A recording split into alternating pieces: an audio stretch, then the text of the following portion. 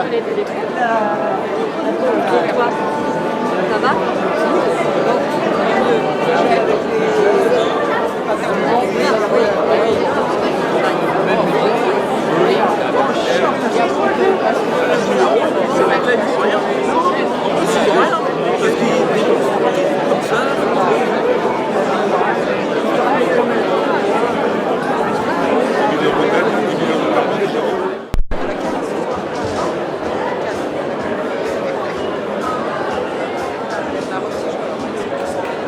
Bonsoir à tous.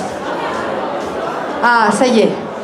C'est vrai que l'accueil des vœux fait partie des vœux et c'est un des moments que je préfère aussi de revoir tout le monde.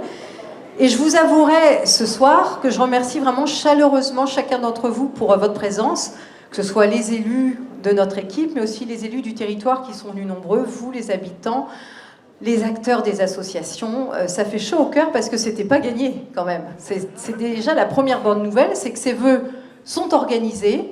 C'est un moment de convivialité dans une semaine quand même d'anthologie. Je regarde les équipes qui sont là, un certain nombre d'élus ont participé sur le terrain depuis dimanche soir 23h, j'y reviendrai jusqu'à cet après-midi pour faire en sorte que nous soyons dans la commune préservés, protégés, et c'est déjà un petit miracle d'être ce soir tous ensemble.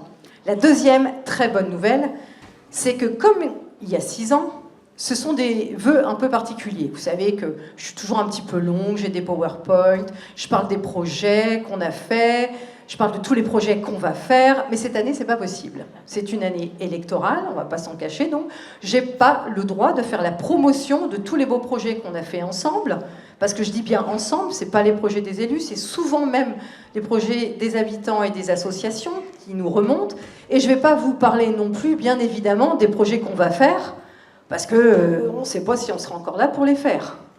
Donc on va rester humble de ce point de vue-là. On a, alors, troisième bonne nouvelle, alors oui et non, on a prévu un buffet et on va passer plus de temps avec les élus qui sont juste à côté pour déambuler avec vous et continuer à discuter, prendre la température, prendre vos idées, parce que c'est ça aussi une année électorale, mais vous êtes quand même très nombreux. Alors le buffet sera plus rapidement servi, j'espère qu'il sera suffisant parce que ça fait vraiment chaud au cœur de vous voir si nombreux ce soir. Donc comme je n'ai pas le droit d'exposer l'ensemble de nos projets, j'ai décidé de ne dire qu'un mot. Avec les élus municipaux, on voulait vous dire merci. Je vais faire une grande série de merci. Je vais être accompagnée par le conseil municipal un peu plus tard, qui lui aussi veut parler du monde associatif, des artisans, des commerçants, du monde de l'éducation, et vous verrez, ils vous ont réservé une petite surprise. Mais avant ça, je voudrais quand même dire merci à tous ceux qui se sont mobilisés sur le terrain, sur les événements de cette semaine. J'y reviens un petit peu. La neige, depuis de la nuit de dimanche à lundi, jusqu'à cet après-midi, la tempête, on a quand même une semaine qui ressemble finalement un petit peu au mandat. Je rappelle que le mandat, en 2019, on sortait des gilets jaunes pour arriver sur la Covid, avec 2 années de confinement. Une fois qu'on était sortis, on a eu la guerre en Ukraine, qui malheureusement, et je ne peux que m'en attrister, continue encore aux portes de l'Europe. On a eu la crise énergétique, et puis on a cette crise politique qui fait qu'on navigue à vue. Et heureusement qu'il y a les institutions, je salue tous mes collègues maires qui sont présents ici, les institutions pour pouvoir faire en sorte que dans les communes, on tient la barre, on a continué à faire des projets, et on a continué à bien vivre ensemble. Donc c'est pour moi aussi l'occasion de rappeler quelques points. J'ai vu beaucoup de choses. Vous savez que les réseaux sociaux m'enchantent comme m'attristent, je le dis assez régulièrement.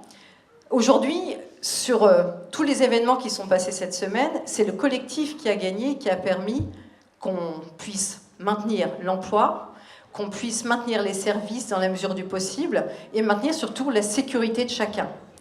Donc, rappelez que c'est les services de la ville, de l'agglo, du département, et chaque citoyen aussi, beaucoup de citoyens ont participé au déneigement, par exemple sur les premiers jours, puisque c'est de leur ressort de faire le trottoir, et je voudrais vraiment vous en remercier. Je voudrais rappeler quand même, par rapport aux remarques, que non, on ne déneige pas devant la maison des élus. Franchement, venez chez nous, on est tous sortis aussi avec des chaussures à crampons. Ce qu'on déneige, ce sont les axes prioritaires.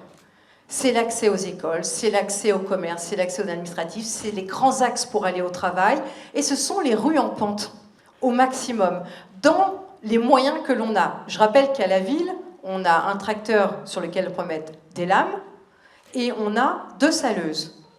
On a aussi la possibilité d'avoir un prestataire de service et c'est ce qui s'est passé. La nuit, c'est le prestataire de service qui passe avant avec le sel en préventif. Moi, on m'a dit, quand même, vous le saviez, la météo, vous avez prévenu, qu'est-ce que vous avez fait? Ce qu'on a fait, c'est qu'à 23h, il y avait déjà 15 agents sur le pont en train de saler pour prévenir le verglas et prévenir la neige. Je voudrais vraiment rétablir un petit peu ces vérités parce que ça a beaucoup blessé les services qui étaient sur le pont, qui ont souvent enchaîné 8 heures, 2 heures de repos, 8 heures. Pour s'entendre dire, alors là, qu'est-ce que vous foutez? Je trouvais que c'était un petit peu dur, mais je sais que dans cette salle, je connais quasiment tout le monde, il n'y a pas beaucoup de monde qui l'a pensé. Mais vous transmettrez au ralou, vous pourrez croiser. Il y en a toujours. Mais j'ai beaucoup de très bons gravenchonnais, j'ai un petit peu de ralenchonnais. Mais on les connaît. Ce personnel communal a commencé tous les jours à partir de 7 heures. L'agglo aussi, et je remercie vraiment Fabrice Poignant, ses équipes sous l'égide d'Olivier Rabaé, ont tourné toutes les nuits de 23h jusqu'au lendemain midi, que ce soit lundi, mardi, mercredi. Pour la tempête Goretti, on a eu l'alerte préfectorale. D'ailleurs, c'était assez flippant. Vous avez eu FR Alerte. On l'a eu à minuit et demi, on l'a eu à 3h du matin. Ça ressemblait à une fin du monde, quand même. Ceci étant dit, c'est peut-être, et je remercie aussi les services de l'État d'avoir mis en place cette diffusion cellulaire qui pourrait marcher pour d'autres événements, risques technologiques, risques climatiques, risques naturels. Ça veut dire que ça fonctionne. Et ça, c'est une bonne nouvelle pour le territoire. Ça a fonctionné parce que vous n'êtes pas sortis. Moi, j'ai fait le tour ce matin. Je remercie, vous avez rentré vos poubelles. C'est un sujet accidentogène, les poubelles qui volaient. Lisiane, rappelle-toi, on courait après les décos de Noël et les poubelles la dernière fois. Là, on continue à courir après les décos de Noël de manière certaine. Ça nous a permis probablement, même s'il y a eu des atteintes aux biens, d'avoir des atteintes aux personnes les plus limitées possibles, que ce soit sur l'épisode neigeux ou pas. Il faut que vous sachiez qu'on a pris mise en alerte le plan communal de sauvegarde, qu'on a fermé les équipements non indispensables à la continuité du service public, qu'on a reporté le marché hebdomadaire. Tout ça, c'était du bon sens et je pense que ça s'est passé relativement bien. À 3h30 du matin, par contre, tout le monde était sur le pont. Je voudrais vraiment saluer les services de la ville, vous le dire, parce que le département nous a appelés, ne pouvait plus intervenir sur les routes départementales qui sont les grands axes. Je pense à la RD 110, à la RD 81, mais aussi à la RD 28 qui a été fermée un certain nombre d'heures à cause d'un câble tombé. Il fallait bien que l'opérateur puisse l'enlever.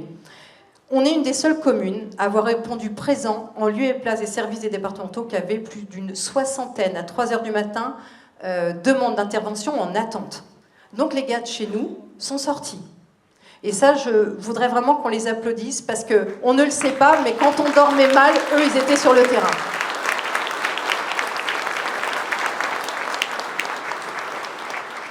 Et puis remercier aussi parce que, entre la neige depuis lundi, la tempête ce soir, les services vous ont aussi préparé une très belle soirée avec une très belle décoration.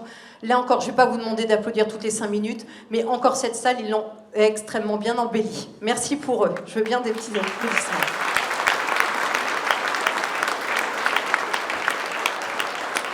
J'en terminerai, et j'en vois quelques-uns dans la salle. Bien évidemment, aucune action n'aurait été possible sans les sapeurs-pompiers, sans la police municipale intercommunale, sans la gendarmerie et la police nationale qui étaient sur le pont et qui sont présents ce soir et je les en remercie chaleureusement.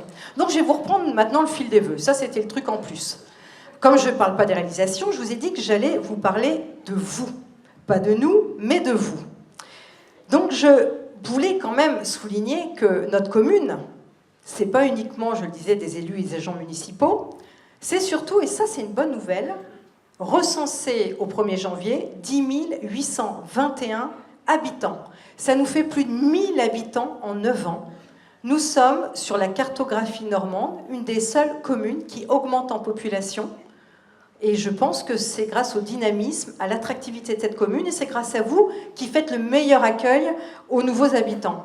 C'est aussi 223 entreprises, 102 commerçants et 120 associations. Je ne sais pas si vous le savez, mais pour nous, c'est un tissu important de services publics, de liens sociaux, et c'est vraiment l'essentiel. Je le redis, une rue, c'est pas que des bâtiments, c'est pas que des toits qui s'envolent, c'est pas que des avenues qui glissent, ce ne sont pas que des projets, ce sont surtout et avant tout des hommes, des femmes, des jeunes, des moins jeunes, qui sont engagés dans tous les projets.